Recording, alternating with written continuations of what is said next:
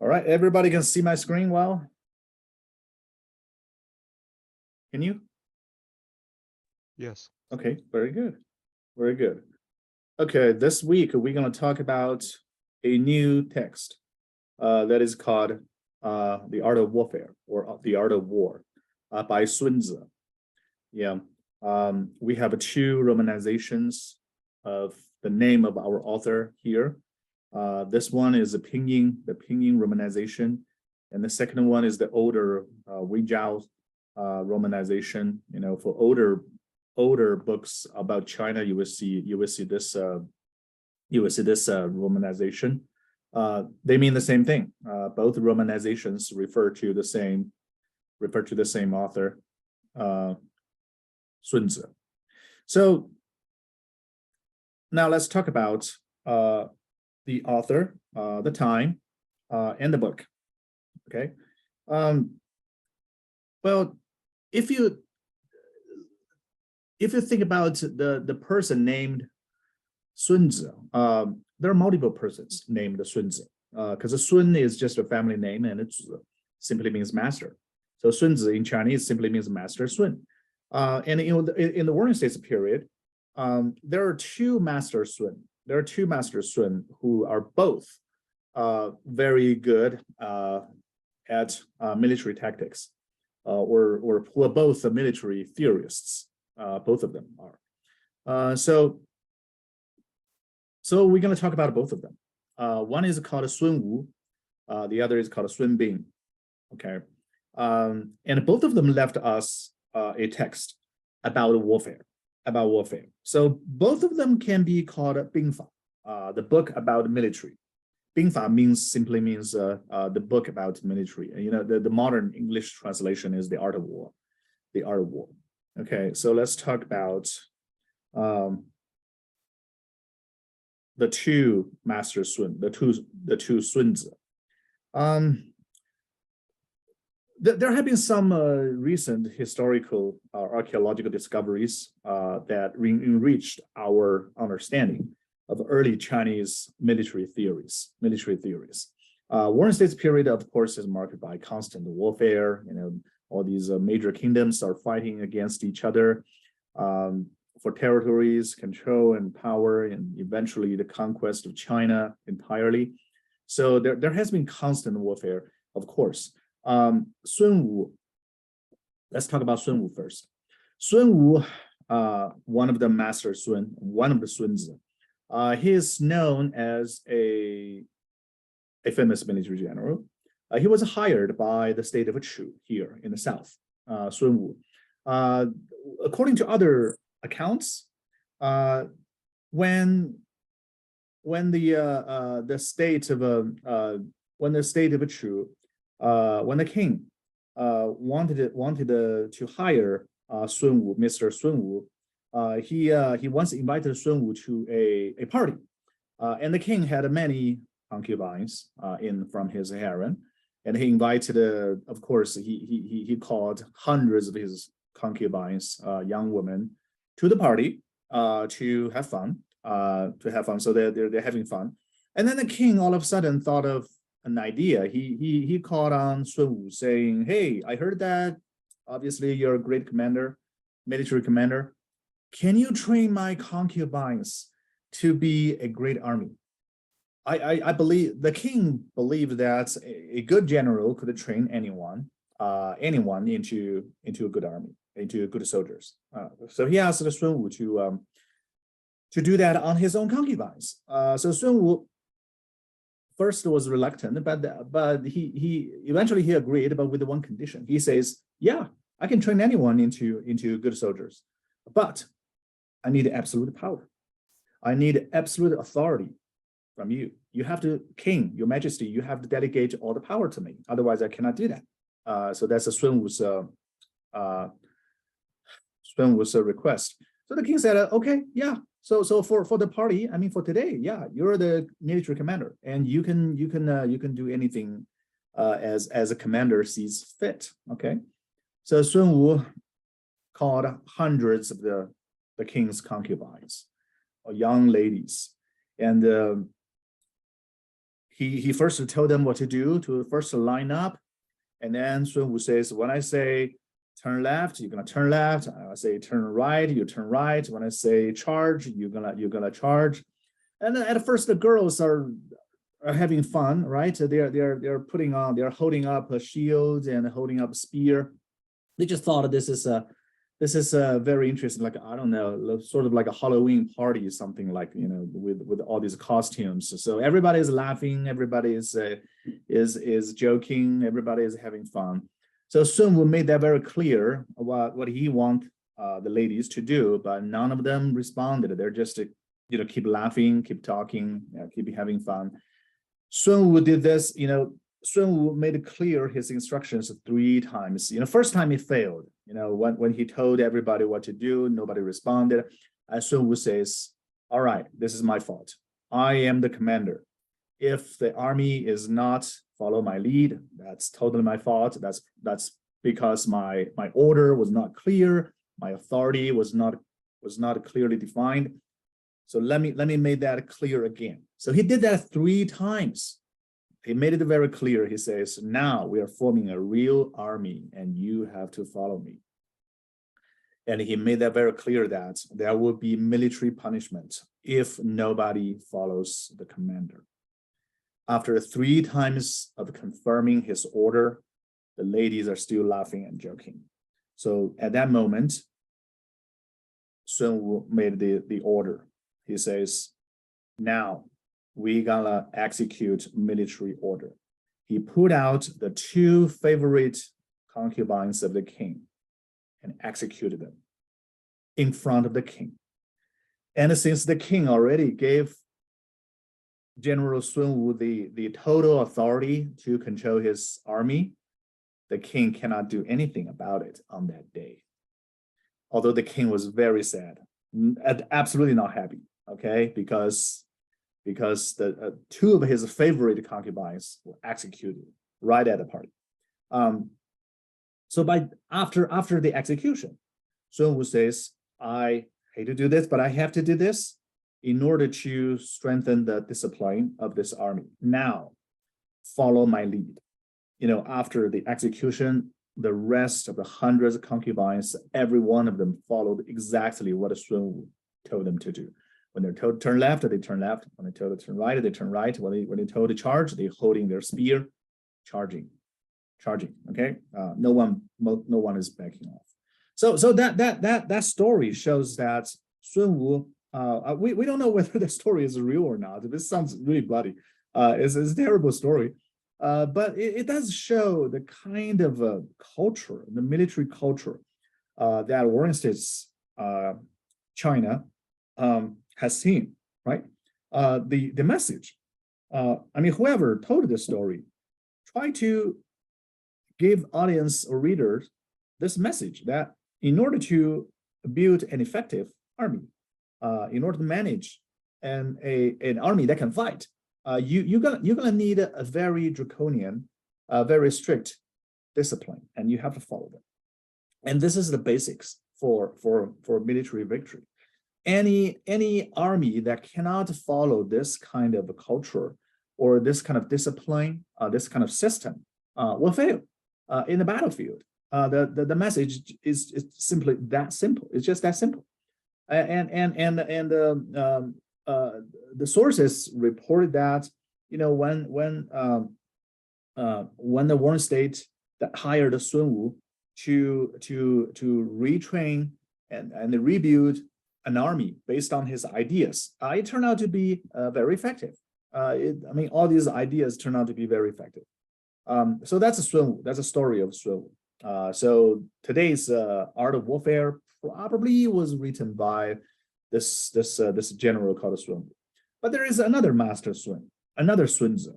That is, his name is Sun Bing, and he lived in the north, not in the south. Yeah, the Sun Wu we talked about, he got involved in the military conflict between the Chu and the Wu states in the south. But Sun Bing is in the north. Sun Bing is in the north. Okay. So the idea is that the story is that Sun Bing first got into he went to the state of Wei over here in the middle of the Central Plain, He tried to sort of trade his military talents for power and status and wealth, hoping to be hired by the Wei king. But when he got there, sort of like the competition between Han Feizi and Li Si that we talked about last time. When Sun Bin got there, got to the state of Wei, he found out that one of his classmates, Pang Juan, was already hired by the Wei king as the military commander of the Wei army. Okay. By the way, Professor Wei's family name comes from this state. That's exactly the same character. And also this character has no other meaning except for a original name or a family name. Yeah, so we don't know what this character comes from actually. Anyway, so legend has it that both Sun Bin and Pang Juan, the existing commander of the Wei army, both of them studied with someone called Gui Guzi, the master of the Ghost Valley. Yeah, it's a funny name. So this Gui Guzi, this master of the Ghost Valley, it's sort of like a Yoda kind of a figure, a master who is very, very good at skillful at military tactics, but he sort of taught students as a hermit basically. So both the Sun Bin and Pang Juan studied with them, but when Sun Bin got into the state of Wei, of course, Pang Juan got jealous of Sun Bin, who is probably has more military talent. So Pang Juan tried to get rid of Sun Bin before he can be hired by the king.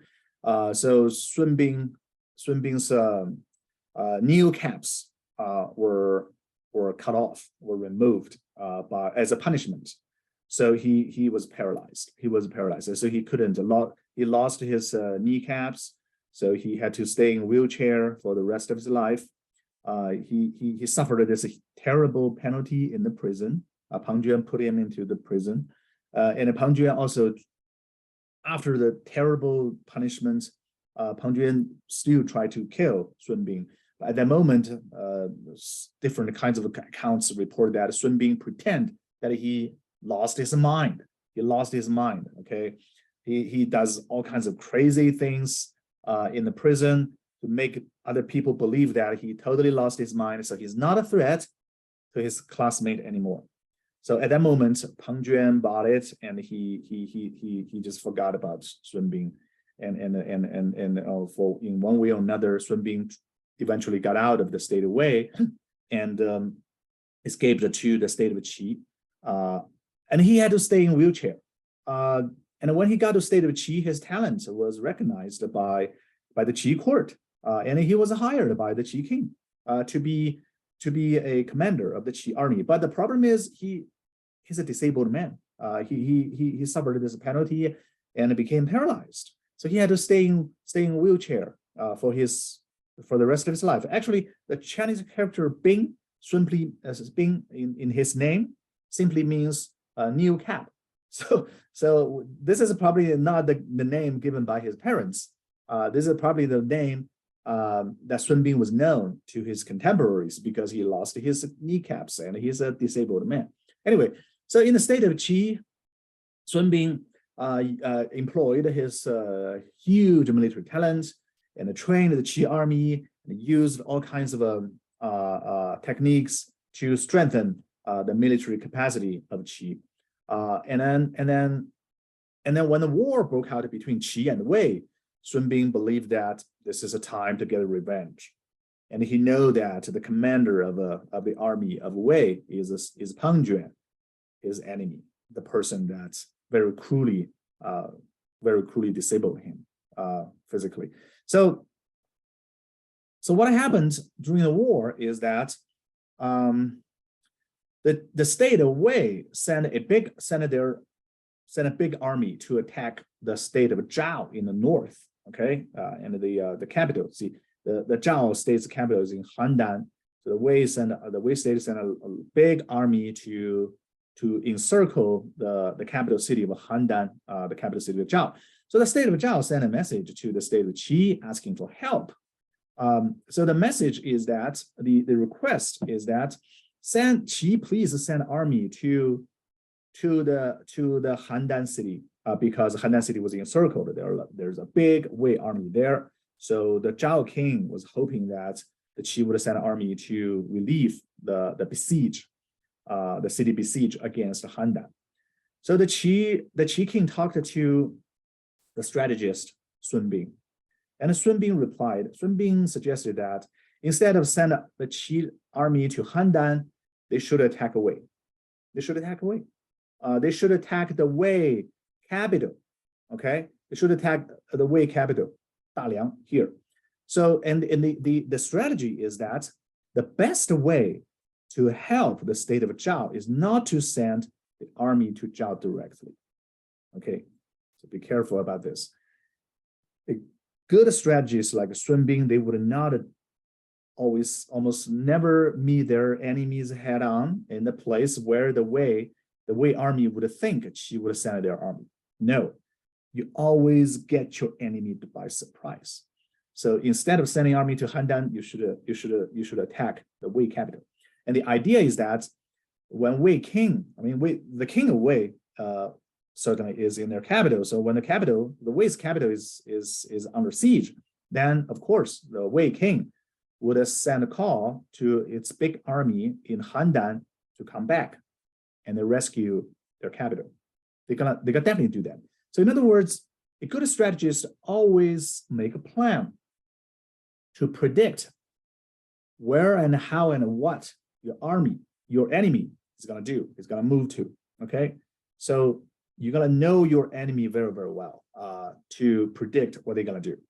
So yeah, the suggestion was taken. So the Qi rescue army, instead of attacking, instead of going to Handan, they attacked the Wei. And sure enough, the Wei king was in panic. So he sent an order to its army in Zhao's capital Handan to come back to fight against the Qi army. And then thus the siege against Handan, the capital Zhao, was relieved immediately. So the plan worked out perfectly. Okay, so when the Wei army went back, they were defeated by the Qi. So that was the first kind of war between Wei and the Qi.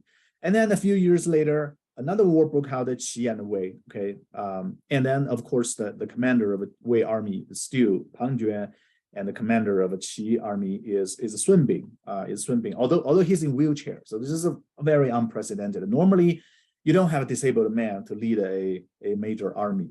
But Sun Bing was sort of the de facto commander of their army. His order will be very faithfully executed in the war. So there are many stories about this battle. This is another war between the two classmates. And then legend has it that the Qi army played a lot of tricks. For example, after the first engagement, the Qi army was ordered to pretend to retreat. So you pretend to retreat. And Pang Juan did not realize this is actually a plot. He tried to chase the retreating Qi army. So when the Qi army is retreating, they are luring the Wei army into a terrain and a place and a time that the Qi army chose to have the battle. So this is very important. You don't want to be led by your enemy. You want to lead your enemy into the place and time and the format of warfare you chose. Very, very much, so that you could take an edge. You could take an edge. So in order to do that, you first pretend you're defeated, lure the Wei army into a place. And then when the Qi army was retreating, they played more tricks. For example, accounts show that Sun Bing had his army to sort of cut down trees and have the horse chariots to pull the trees on their way of retreating, on their way of a withdrawal. So there is a lot of dust, a lot of chaos, a lot of turmoil. So when Pang Juan saw this, Pang Juan was fed with this information that the Qi army was totally defeated, and there's a total chaos, total disorder, a total disorganization. So Pang Juan became more and more confident. He believed that he's gonna catch this opportunity and destroy all the Qi army. And he was chasing. And then when the Qi army was retreating, at nighttime, any army, the ancient Chinese army would set up a camp, right? Set up a camp, because you don't march at nighttime, right? So when you set up a camp to rest, the Chinese army would dig pot pits so that they could cook. Okay, so and then Sun Bin knows that once the next day when they continue to withdraw, the Wei army would come to the same place and use the same old camp, and they would count the number of the pits, the pot pits that the Qi army used to cook.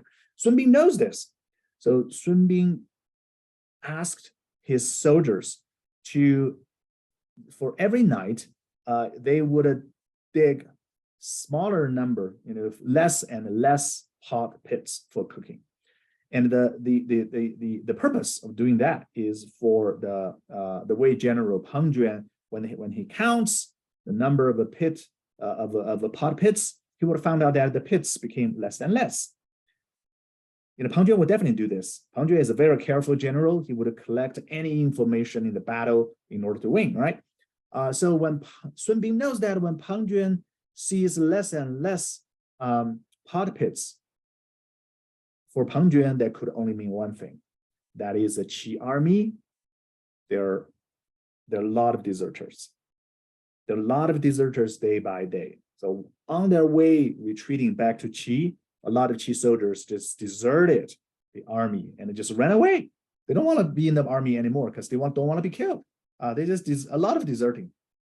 So when Pang Juan knows this information, this will give him even more confidence to take more risk. Okay, to take more risk. Sure enough, when Pang Juan counted the shrinking number of pot pits, he told himself the Qi army is totally in chaos, and there's a lot of deserters, and this is a very good opportunity for him to chase the Qi army very quickly and then kill Sun Bin eventually. This time, Pang Juan probably told himself he would not let Sun Bin go anymore. He missed the chance once in the prison, but he would not miss that chance anymore. Okay, so his Pang Juan was totally caught by this fear of missing out, right? If you use the modern English phrase. So he was grabbed by the fear of missing out. He was totally in euphoria. Okay, very, very happy about this great opportunity here. He forgot about the risk. So Pang Juan eventually decided that he's gonna leave the main army, leave the main Wei army. He's gonna lead several thousands of lightly armored cavalries so that they could move faster to catch on the Qi army. So he decided that he's gonna lead a smaller army that is quicker or on horseback, so they're gonna chase very quickly, catch up with the retreating Qi army. He believed that this is what he should do. So sure enough, when Pang Juan left his mainstream army, he lost more protection, right? He lost protection, and eventually at one night time, he led light cavalries, thousands of them. They were lured into a very narrow mountain valley, and that's the place where Sun Bin chose to ambush the Wei army led by Pang Juan. So in a very dark night, when Pang Juan led the light cavalry army, they saw in the middle of the valley, they saw no one except for a big tree, and the tree bark was stripped off, and his soldier reported to Pang Juan that there is some words written on the tree where the bark was stripped off. So Pang Juan had a soldier to lit up a torchlight, and so that they could see the words written on the tree. And sure enough, the words written on the tree reads, "General Pang Juan will be killed right here. And of course, when the ambush and when the Qi army that was ambushing in the valley, when they saw the torchlight, they were already told by their general, shoot at anyone near the tree, and they shoot all their arrows at near around the tree. So Peng Juan and his light cavalry army was all killed. Sure enough, he was killed right there, just as Sun Bin expected. So this story sounds like a novel, sounds like a fiction. Many historians don't believe this is truly what happened, but it does show, it does describe the kind of personal characters of Sun Bin and his rivals during Warring States period. And the message is that in warfare, you do everything to win. And then most importantly, you not only follow discipline, like Sun Wu did to the concubines, to train the concubine army, but more importantly, always try to trick your competitors, your rivals. You always trick your enemy. When you remember, when we read Lao Tzu Dao De Jing, there are some passages that seemed kind of confusing to us, right? It says, in order to shrink, you must first expand. In order to take, you must give, right? So yeah, so in order to win, what Sun Bin did is that you pretend that you're gonna lose, right?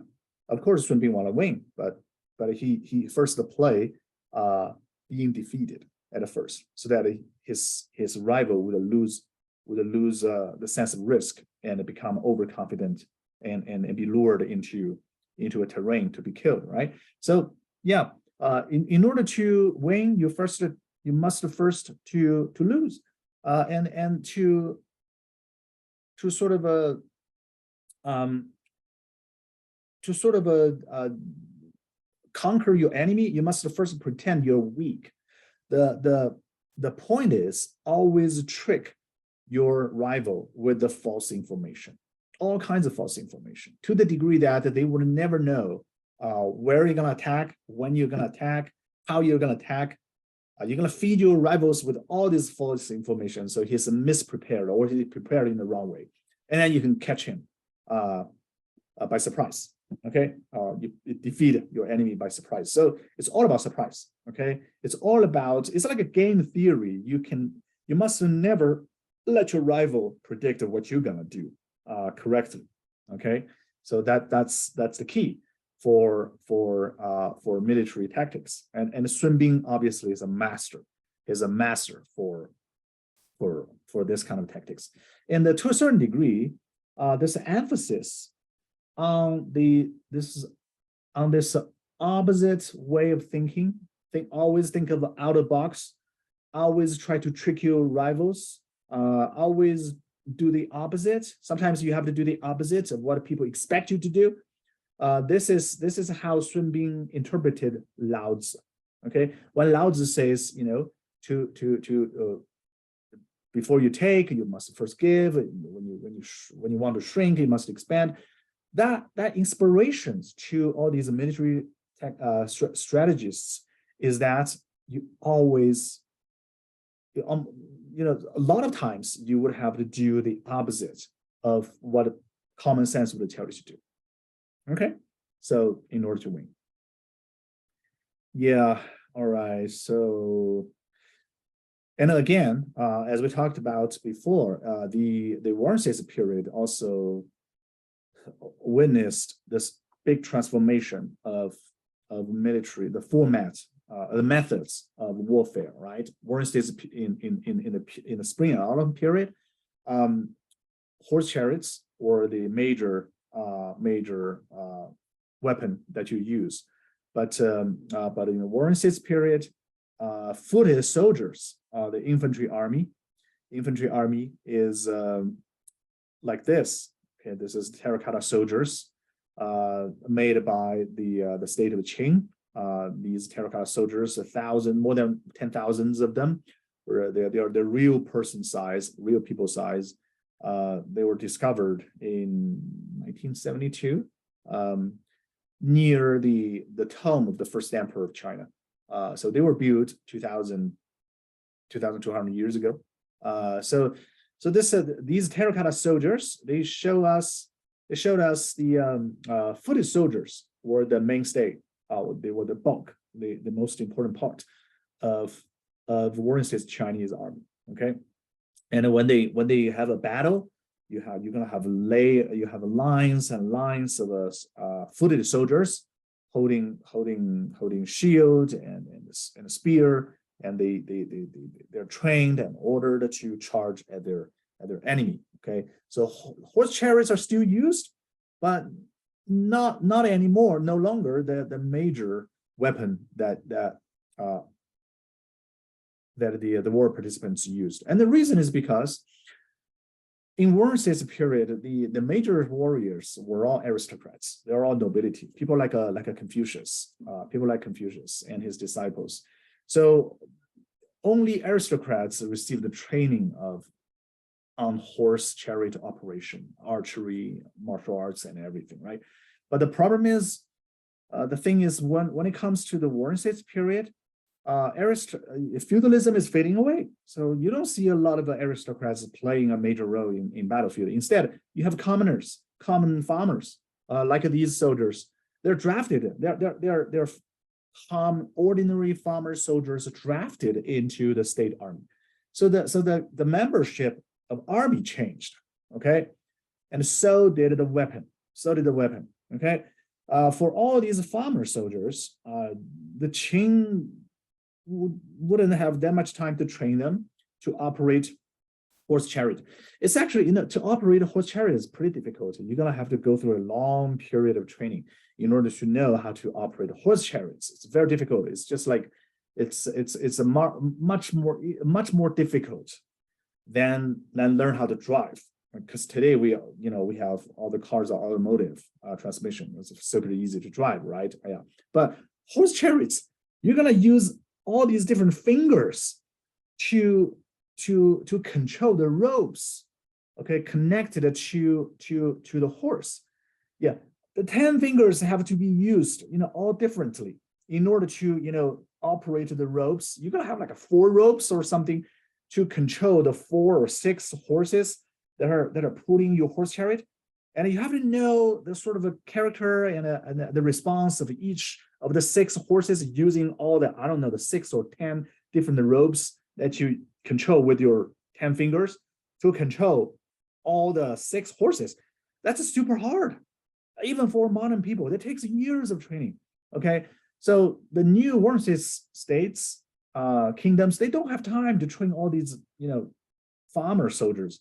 So instead, they just drafted the farmer soldiers into the army and give them shield, armor, and then give them spear, and then just give them some simple training so that they can be sent to the battlefield as quickly as possible, right? In order to build a large army of more than 500,000 troops, you have to do this. You have to do this. Okay, this is the most economical way and most efficient way for you to do that. So you cannot have that many horse chariots and aristocratic soldiers or warriors. Instead, you need to have like just ordinary farmer soldiers. Okay, and the size of the infantry army of Warring States period can be super large. For example, in a battle of Changping, between the state of Qing and the Zhao, in the late Warring States period, the Zhao mobilized 400,000 troops in one battle. The Qing mobilized similar size of army, and the battle lasted for almost 1 year. And in order to feed so many people, so many soldiers, the Qing had to mobilize all the farmers within its own territory, and reward anyone that can contribute more grains to the fighting troops in Changping. And the Zhao did exactly the same thing. In order to mobilize the 400,000 troops, Zhao pretty much exhausted all the manpower in its own country. Okay, and then eventually the Zhao was defeated. When the Zhao was defeated, the Qing captured more than close to 400,000 troops, and according to historical records, the Qing had no idea what to deal with this large number of POWs, prisoners of war, and eventually the Qing general called Bai Qi, he decided that if we just release all the 400,000 POWs back to the Zhao state, then next year they may come back, and we're gonna have this difficult fight again. So let's just kill all of them. So he decided that he's gonna drive. He eventually decided to drive all the 400,000 surrendered troops into pits, and then they use bows and arrows and other weapons, just kill them. So it sounds like a terrible, terrible massacre. 400,000 troops. A lot of historians they question the validity of this number, because 400,000 is a big number, right? How can you kill that many people in just one battle, even though they have already surrendered, right? But recently, in the older battlefield site near Changping, archaeologists did discover a lot of historical burial sites with the thousands of human remains, and all of them show that they have been tied up and killed by bows and arrows and other weapons. So yeah, we found a lot of burial sites just like that, showing that at least hundreds of thousands of POWs were executed very, very cruelly by the Qing army. Yeah, and after this defeat, the Zhao lost more than 400,000 troops. But a few years later, you know what? The Zhao was able to mobilize another big army to fight against Qing. So this shows really the resources, including natural resources and human resources, in those warring states, countries or kingdoms. They have been totally used by their rulers towards warfare. So in this kind of under this kind of circumstances, you don't want to live in China, right? Because you very likely you're gonna be drafted into the army and get killed in action in the battlefield. There are a lot of warfare, and the casualties of warfare is just absolutely terrible. Okay, so yeah, let me show you several images that show the kind of warfare that warring states period. Of course, all these are. This picture is done by modern Chinese people, but probably in warring states period, the war is a sort of fight in this way. Footed soldiers, thousands, tens of thousands of them were driven to the battlefield to charge at each other, fight to death, right? And this is the Qing terracotta soldiers. This big army of terracotta soldiers is considered as the ghost army guarding the first emperor's tomb. Okay, we're going to talk about the first emperor and his empire after spring break next week. Okay, now to Sun Tzu, the art of warfare. As we talked before, in this book, a lot of content is devoted to the discussion of how to train your army, how to choose, how to train your army, how to set up disciplines, how to interact with the weather, interact with the terrain, interact with how to manage morale. All these basic, basic and detailed management of army. But what strikes the reader is that in addition to the regularities, let's say, regularities include all the discipline you give to all the daily management of your army, right? But Sun Tzu did spend a lot of time talking about the irregularities. That means he talks about how a general could improvise and think out of the box in the battlefield so that you always catch your enemy by surprise. Okay, so this dialectical mode of thinking, I call it a dialectical mode of thinking. That means if the textbook says attack in the day, then you know what to do. You attack at night. Okay, you always do things that will surprise other people to have an edge. Okay, in order to have an edge, you have to get out of the textbook system, theories, or lessons. do something that always surprise your enemy. So in other words, warfare is all about innovation. Warfare is not just about sticking to discipline. Sticking to discipline is important, but a lot of times you're gonna have to surprise your enemy by innovation, okay? By creative use of a fire, creative use of a water, river, I don't know, creative use of a temperature, creative use of fake news, all kinds of things. This is a total war, okay? So even more than 2,000 years ago, Chinese already realized the concept of a total war. That means use all you can do, all means, all information, all powers to win the battlefield, because battlefields, to win the warfare, okay? Because warfare is so important, so crucial. And the deception is crucial in warfare, okay? And you must employ unpredictability. You must practice unpredictability on your enemy, okay? Yeah, for example, one example is that, say, in 1944, before D-Day, the Germans know that the Allies are going to attack France to land on the European continent. But the problem is they don't know where the Allies are going to land, right?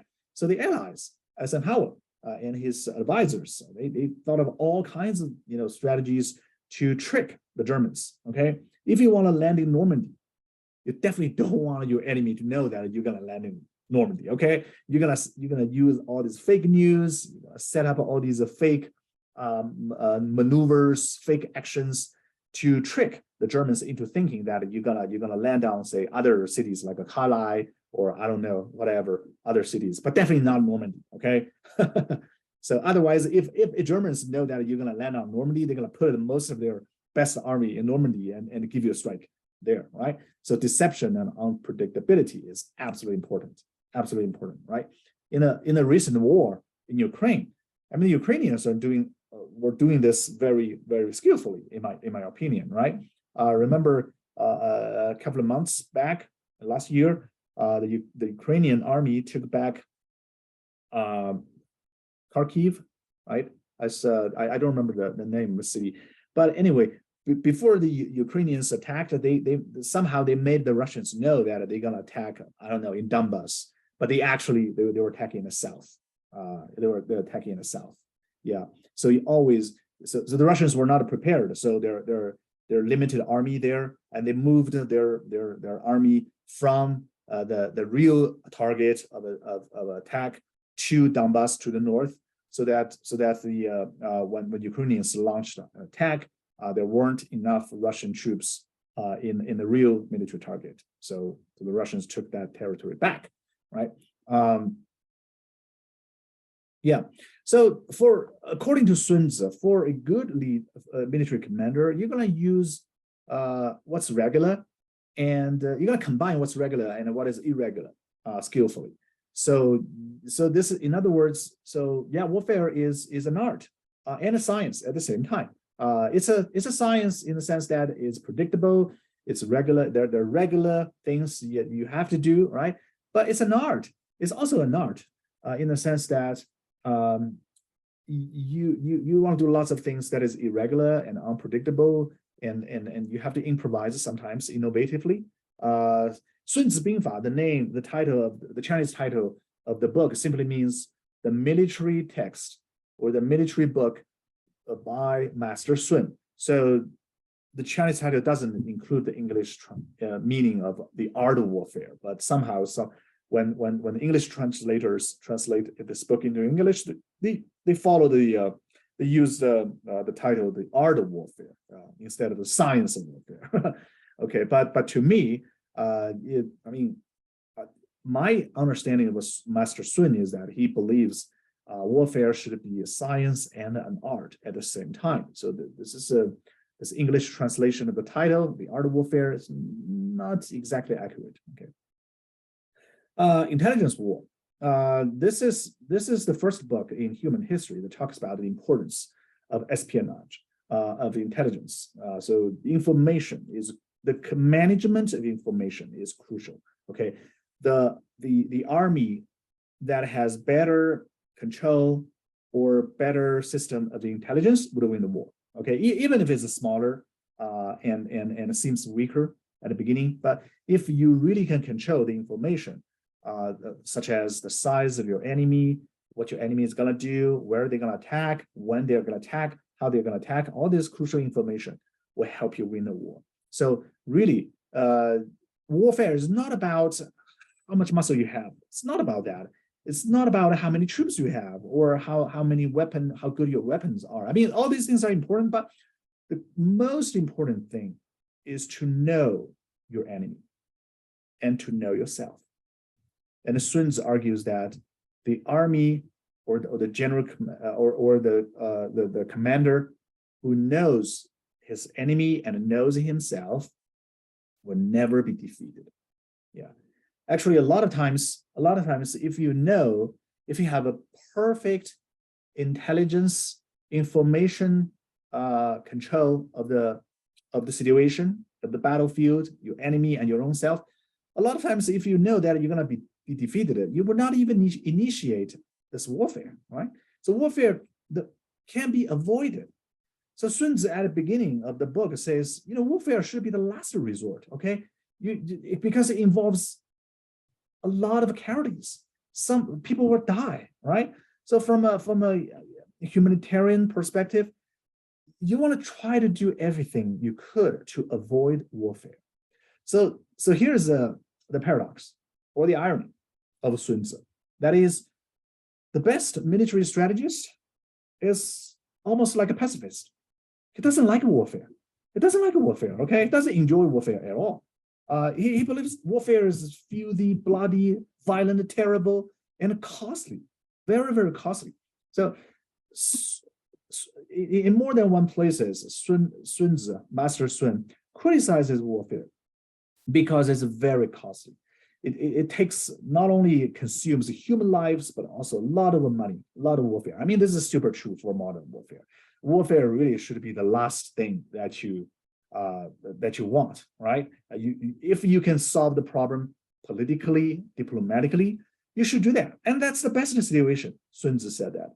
Only in when you have to, when war is inevitable, you engage in war. And the best situation for a military commander is that you fight the war that you have an edge in.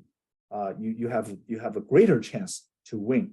Okay. Otherwise, you should avoid the warfare because you don't want to take a chance. So in other words, it's all about risk-reward ratio and a calculation of this ratio. Okay. If the risk is more than the cost and the potential gain, you should never even engage in the war. So warfare really takes a lot of a careful, practical, and rational calculation. Okay, it's not about to show your masculinity, to show your honor, right? Like a samurai would show.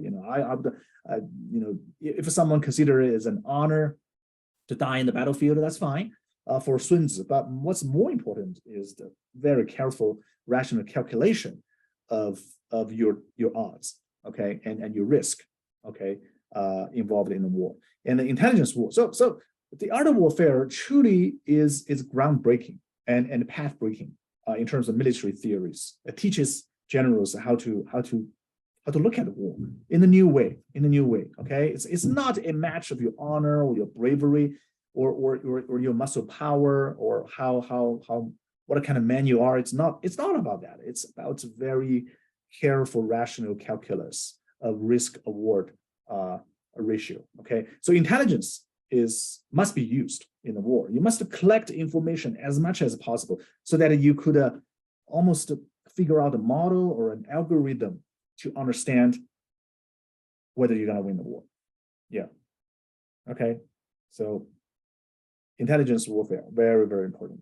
Logistics, super important for Sun Tzu. Sun Tzu is the first one in human history that talks about the importance of logistics.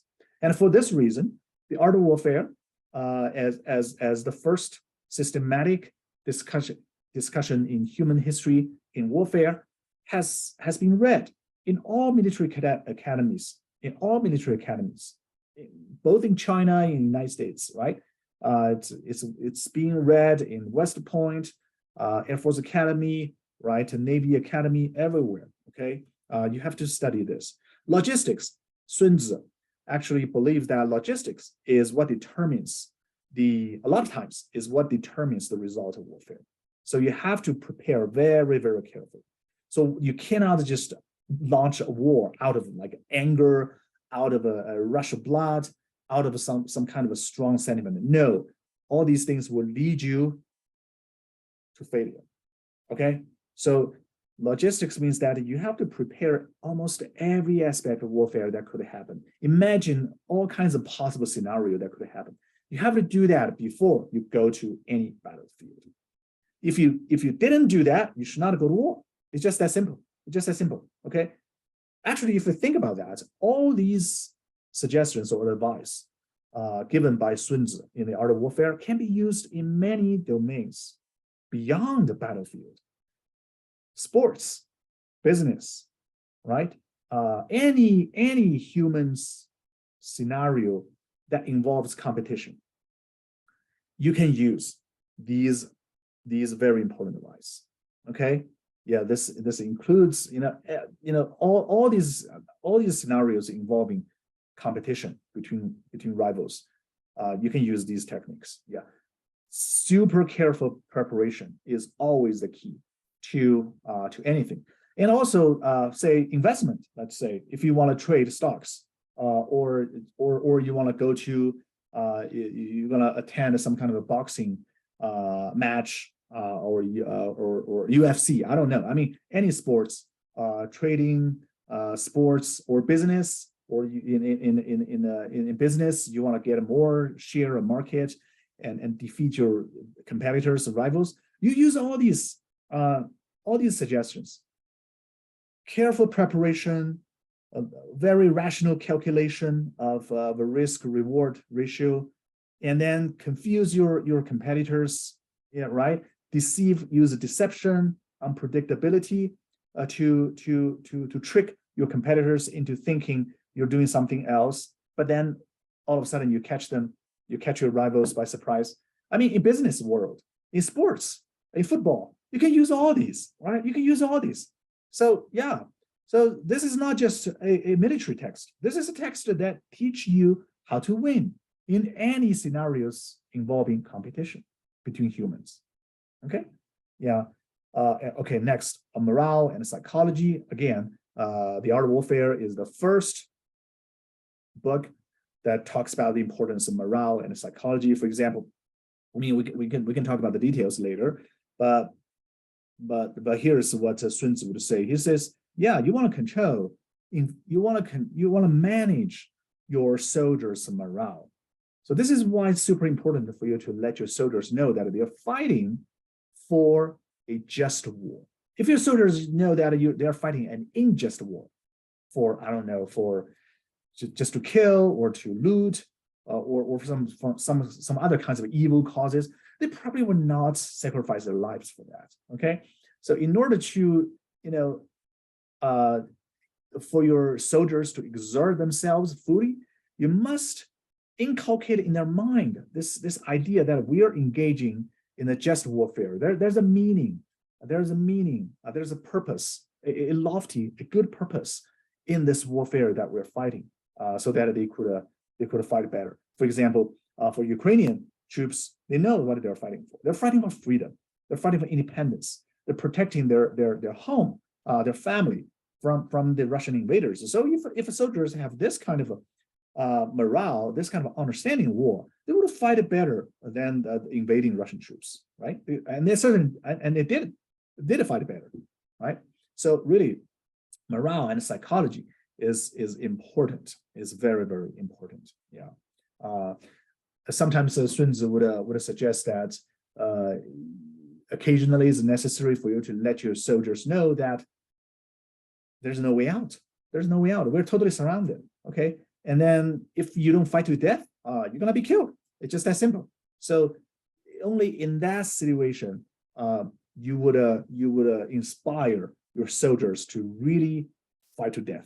fight to death, because you know that you want to let them know that life and death is not choice, okay? Because either way, you're probably gonna die, and the only way you could survive is to fight to the best, okay? And then on the other hand, for the army that's surrounding the city, you don't want your enemy to have that kind of psychology, because that will make it very hard for you to fight, right? And so when you attack the city, you know that your enemy is going to fight to the last man. You don't do that. So when you surround the city, you leave a way out, and you let them know there's a way out. So when you attack, your enemy would know that, oh, we're so overwhelmed, but there's a way out. Okay, so they would drop their weapon and use that way out, use the exit. So you create an exit when you lay a siege against a city. You always do that so that your enemy will not fight too hard. Okay, so psychology is something that a good commander would use. There are so many examples about how to what kind of techniques you can use in a battlefield. Yeah, okay, yeah, and speed, discipline and speed is another binaries or paradoxes that Sun Tzu sort of highlighted in his book. Well, discipline is something you implement regularly. So this is what's regular that you apply in your army. But speed is something unpredictable and irregular that you would employ in your army, right? Because, for example, let me give you one example. So most soldiers are footed soldiers, right? So when you attack, let's say the average speed of your army's movement would be, I don't know, if you walk like, I don't know, 3 miles per hour, right? On foot, then in one day, you walk for like, I don't know, 8 hours, then you move how many? 24 miles. Okay, so let's say 24 miles is a reasonable estimate of how far your enemy is going to attack you, right? But if you're attacking, then you want to use something irregular. You want to create a surprise. In that case, maybe you cover, I don't know, 24 miles on the first day, and then all of a sudden you have your army move much quicker for like 50 miles, okay, in a day, and you get to the destination quicker than your enemy expected. In that case, your enemy would not have time to prepare, right? This is exactly the idea of the Blitzkrieg, the German term, the lightning war that the Nazi army used in 1940, and then in 1941. In 1940, the Nazis used Blitzkrieg, this lightning warfare, by creatively using their armor, their armed vehicles or tank columns to attack France. And then in 1941, they used that on Soviet Union, of course. So in both cases, speed is absolutely crucial. You always want to mobilize your army quicker than your enemy thought. And another example is, I mean, this is just something off the top of my head. I'm not typically a military historian, but I do have strong interest in military history. For example, in the 13th century, the Mongol army swept entire Eurasia from Mongolia to China to Korea to Vietnam to Indonesia, and then to Middle East to West Asia to Arabia, to Ukraine, to Russia, to Vienna. They conquered everywhere. And the Mongol troops only had, I don't know, a little more than 100,000 soldiers. It's a pretty small army, but they defeated almost all their enemies. Well, the reason they almost won every battle is because they have speed. They have speed. Each Mongol soldier would have a couple of horses, and they are lightly armored. They have a light armor, they have very little logistics, and the Mongols were able to hunt wherever they go. So they don't need that heavy logistical preparation. So they're different from Chinese army or European armies who have to, move with their logistics, with their food and everything. The Mongols just don't bring any food, okay? And they just ride on horse. ride on horses, okay, and then they're faster than anyone.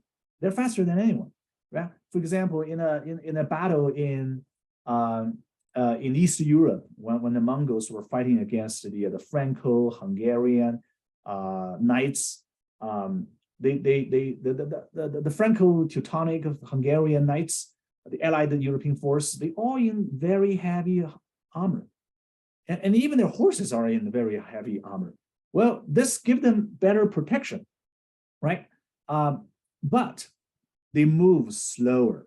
They move more slowly than the Mongols. The Mongols have a very light armor, and they have multiple horses so that they can switch on to keep on the they can maintain the mobility and the super speed. So when the two armies first engaged, the Mongols play the same tricks like Sun Bing did. They pretended that they are defeated, they're retreating, and then the European allied force, they didn't know. They're chasing the Mongols, and then the Mongols would lure the European army into a terrain of their own choosing, right? And then when the European horses are exhausted, they became slow down. And then when the horses slow down, the Mongols would come back, right? The Mongols, even because the Mongols is always quicker, so even when they retreat, when they're retreating, the Mongols are not worried that they're going to be caught. No one can catch them. They're the fastest army, okay? So they don't need that much protection. So when they see the European horses are slowing down, exhausted, they would come back and they use their bows and arrows to kill the European knights one by one. So in that case, even the heavy armor could not help the European knights. And the Mongols used their axe and other weapons to knock down the European knights one by one off their horseback and then kill them on the ground. So that's how the greatest European army was destroyed by the Mongols. So the Mongols, as long as they have speed, quicker than anyone, they're winning every battle. No one can catch them. No one can catch them. This is the huge advantage of speed. And of course, speed, the importance of speed, again, has been proved in many modern warfares. The army that, all other conditions being equal, if the army that has better speed would normally win the battle, would win the warfare. Okay, so yeah, last I just want to talk about some areas where you can use Sun Bing's suggestion. Okay, it's a systematic reflection about logistics, about preparation, about deception, unpredictability, espionage, information, intelligence, and speed. All right, all these very important aspects. You can use all these this set of advice in any scenarios involving competition, sports, right? Sports, business, politics, right?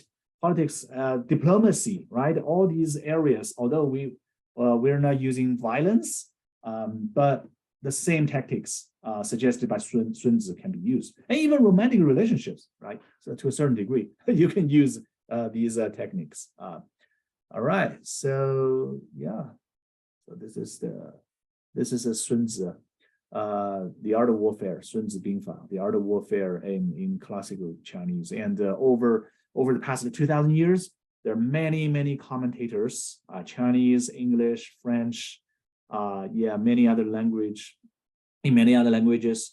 Scholars have commented on the Art of Warfare and found inspirations from this book. I believe today you could find inspirations from this book as well. So after the break, we're going to spend some time to talk about how you can better understand this text. Any questions?